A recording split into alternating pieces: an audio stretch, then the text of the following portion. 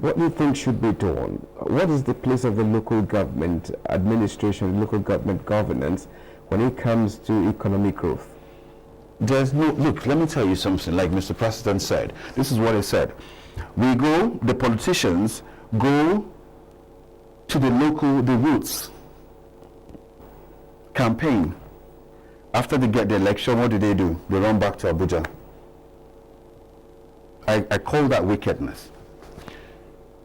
The minority is the people you see in Abuja, Kano, Port Harcourt, Lagos. The majority are in the local governments. Once upon a time, the local governments were working.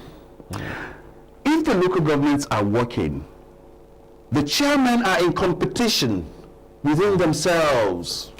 But you see the reason why the governors will not let that happen. Once a chairman has once he's got that autonomy, this money comes directly from Abuja and he's doing his project, he's not answerable to the governor. The governor becomes the supervisor. Because he is going to work for these people so that he can get votes. Right? Exactly. He doesn't care about the governor. He's not under the influence of the governor. The governor becomes a supervisor. And the governors are afraid that if you give the local government power, which is the money now, they might not get elected. Do you know how selfish the governors are? Do you know the reason why the local communities are not going forward? That poverty, there's water. I'm doing a project for Mr. President, campaigning for Mr. President around the country. I'm building boreholes in communities. If I tell you some communities that I go to for the boreholes we're building, with my money, no government money, nobody sponsoring me, with my own money. And I sit back and I look at the car a governor is driving. How much? 7 million, 8 million per borehole I'm building, solar powered boreholes. Night and day these communities are having water.